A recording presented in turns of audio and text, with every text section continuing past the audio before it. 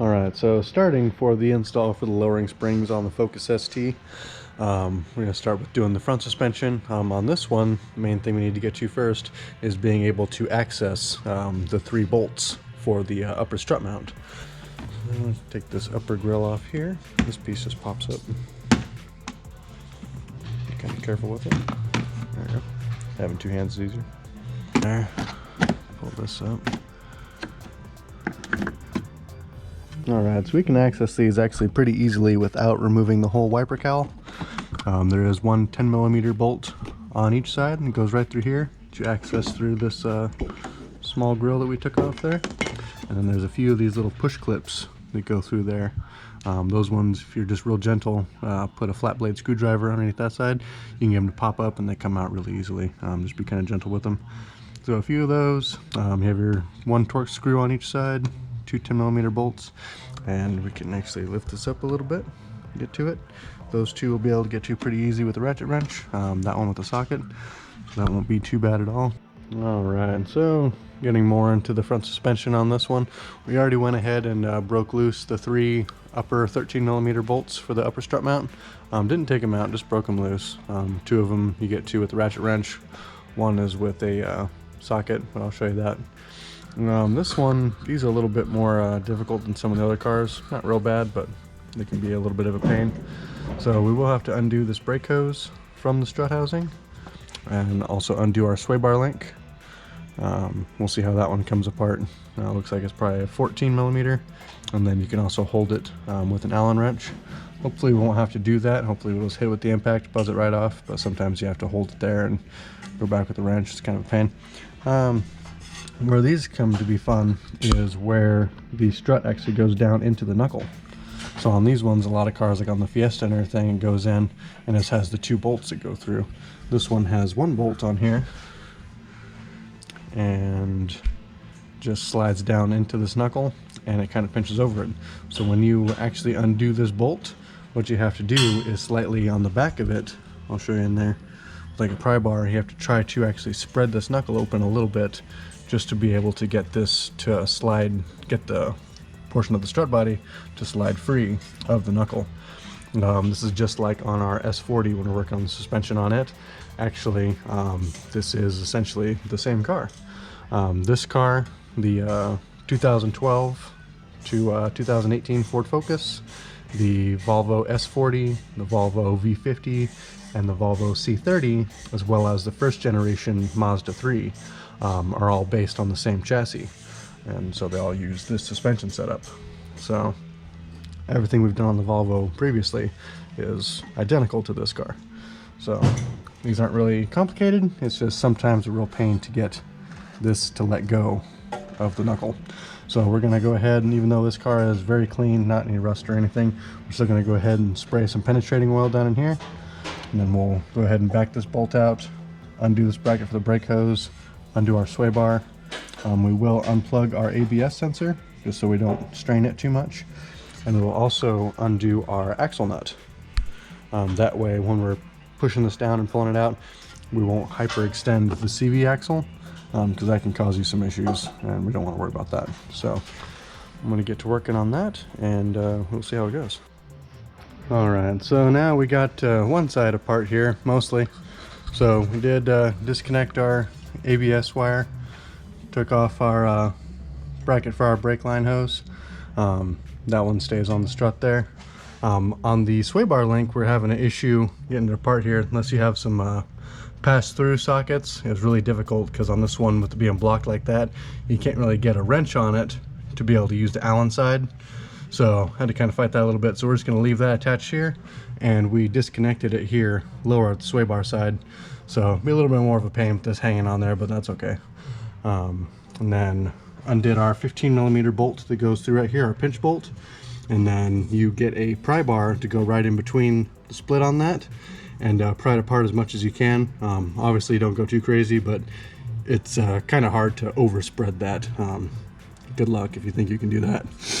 We did lube up this, and then once you get all that done, some of them go easier than others, but you have to, essentially, best way is start hammering down on the knuckle.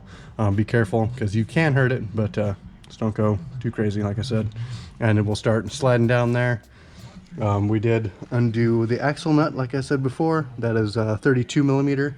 That way when this comes down, you won't over exceed or hyperextend the CV axle. That way you don't end up hurting the boots. It'll slide free right there. Nothing to worry about. You do want to be careful with your brake hose. Don't pull on that too much. But now we have this apart here. So it's all nice and loose. So we will go ahead and remove the 3 13 millimeter bolts from the top. We can drop this whole setup out and we can continue with swapping out the springs. That portion of it is no different than any other strut type setup, so we'll show you that here in just a little bit.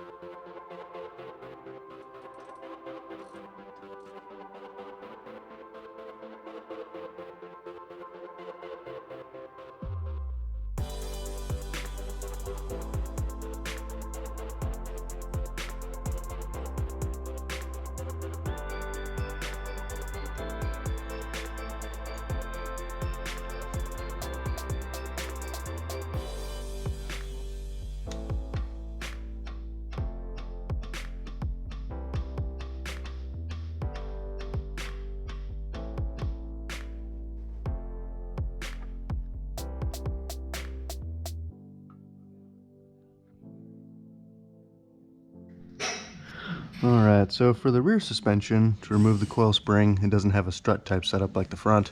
Now the back of this is actually more kind of set up like the 350 and 370Z we've worked on before. So all we'll have to do is we'll get this lower to the ground. We do have the wheels off. You don't have to, but gives you a little bit of room. So we'll get this closer down to the ground. We will place a jack under the spring bucket right there, and we'll remove this bolt that comes through on this side, which I believe is a 15 millimeter. And then we will be able to lower the jack and bring this whole control arm down and get the room to drop the spring out and install the new spring.